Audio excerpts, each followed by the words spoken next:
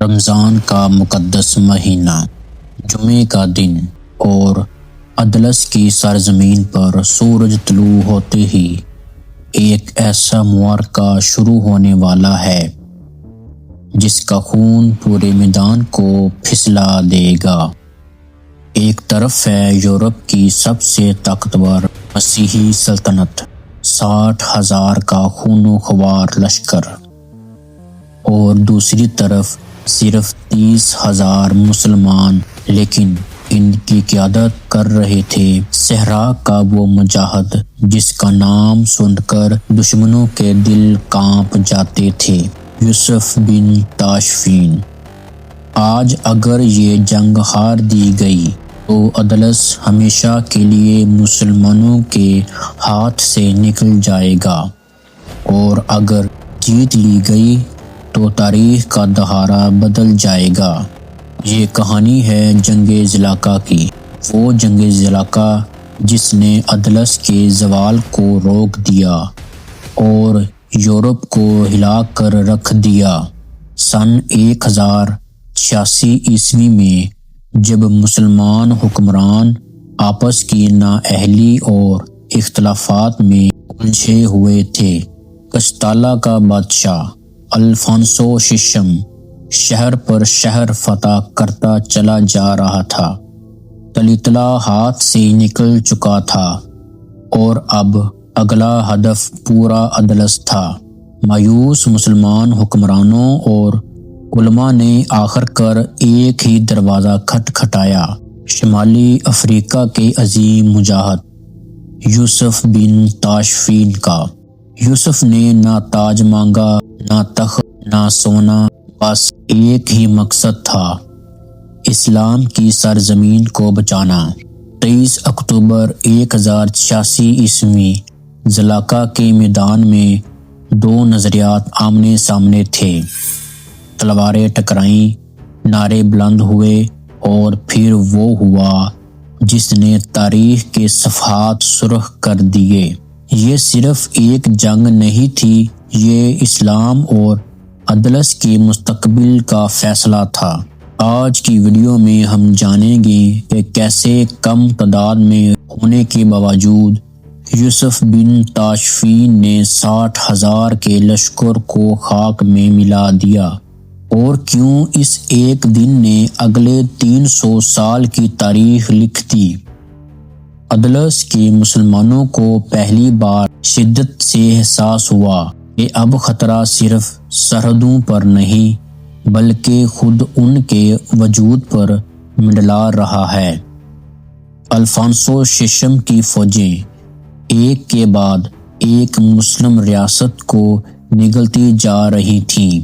اندلس کے حکمران آپس کی عیش پرستی اور نااہلی اور اختلافات میں ایسے گم تھے کہ دشمن کے قدموں کی آہٹ تک سنائی نہیں دی جا رہی تھی۔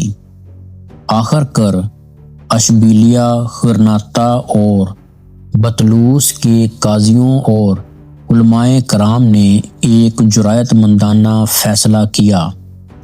انہوں نے شمالی مغربی افریقہ میں دولت مرابطین کے امیر یوسف بن تاشفین کو پیغام بھیجا۔ پیغام واضح تھا، اگر آج آپ نے مدد نہ کی تو کل اندلس اسلام کے ہاتھ سے نکل جائے گا۔ یوسف بن تاشفین نے شرط رکھ دی کہ وہ مقامی مسلم حکمرانوں کی خود مختاری کو برقرار رکھیں گے۔ اندلس کے حکمرانوں نے یہ شرط قبول کر لی۔ یوں یوسف کو ساحلی شہر الجزیرہ دے دیا گیا، جہاں انہوں نے قلعہ قائم کیا، افواج کو منظم کیا اور جہاد کی تیاری مکمل کی۔ یوسف بن تاشفین 12,000 مجاہدین کے ساتھ اشبیلیہ پہنچے۔ 5,000 فوج الجزیرہ میں ہی چھوڑ دی اور 8 دن تک اندلس کی افواج کو نصب و ضبط سکھاتے رہے۔ بالآخر تقریباً 20,000 کی مشترکہ مسلم فوج شمال کی طرف روانہ ہوئی، جہاں زلاقہ کا میدان ان کا منتظر تھا۔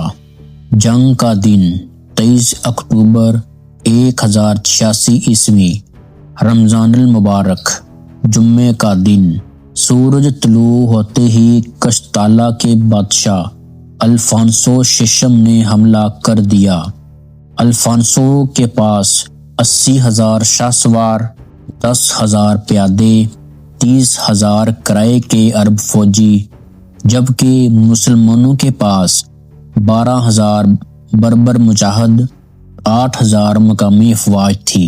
جنگ سے پہلے یوسف بن تاشفین نے دشمن کو 3 پیغامات بھیجے: اسلام قبول کرو، جزیہ ادا کرو یا جنگ کے لیے تیار ہو جاؤ۔ الفانسو نے غرور کے ساتھ جنگ کو ترجیح دی۔ یوسف نے اپنی فوج کو 3 حصوں میں تقسیم کیا۔ پہلے دستے کی قیادت اندلس کے حکمران المعتد بن عباد کر رہے تھے۔ یہ دستہ صبح سے دوپہر تک الفانسو کے شدید حملے کا سامنا کرتا رہا۔ دوپہر کا وقت تھا جب مسلمان تھکن کے قریب تھے، تب میدان میں داخل ہوا دوسرا دستہ، جس کی قیادت خود یوسف بن تاشفین کر رہے تھے۔ یہ وہ لمحہ تھا جس نے جنگ کا رخ ہی بدل دیا۔ یوسف بن تاشفین نے دشمن کو گھیرے میں لے لیا۔ مسیحی لشکر میں افراتفری پھیل گئی اور اسی وقت تیسرے خفیہ دستے سیاہ فام مجاہدین کو حملے کا حکم دے دیا گیا۔ یہ حملہ فیصلہ کن ثابت ہوا۔ نتیجہ 60,000 کے مسیحی لشکر میں سے 69,500 سپاہی مارے گئے۔ الفانسو ششم زندہ تو بچ گیا، لیکن اپنی ایک ٹانگ کھو بیٹھا۔ اس میدان کو زلاقہ کہا گیا، یعنی پھسلتا ہوا میدان، کیونکہ اتنا خون بہا کہ سپاہیوں کے قدم جم نہیں پا رہے تھے۔ مسیحی تاریخ میں یہ جنگ بیٹل آف سجراجس کے نام سے جانی جاتی ہے۔ جنگ زلاقہ صرف ایک عسکری فتح نہیں تھی، یہ اندلس کے لیے زندگی اور موت کا فیصلہ تھی۔ اگر یہ جنگ ہار دی جاتی تو اندلس 1092 عیسوی میں ہی ختم ہو جاتا، لیکن یوسف بن تاشفین کی اس فتح نے مسلمانوں کو اگلے 300 سال کی مہلت دے دی۔ یہی شکست بعد میں صلیبی جنگوں کا آغاز بنی، کیونکہ یورپ اس ذلت کو بھلا نہ سکا۔ زلاقہ کا میدان آج بھی گواہ ہے کہ جب نیت خالص ہو، قیادت مضبوط ہو اور مقصد صرف اللہ کی رضا ہو تو تعداد نہیں بلکہ ایمان فیصلہ کرتا ہے۔ یہی تھے صحرا کے مجاہد یوسف بن تاشفین کا معرکہ، جس نے تاریخ کا رخ ہی موڑ دیا۔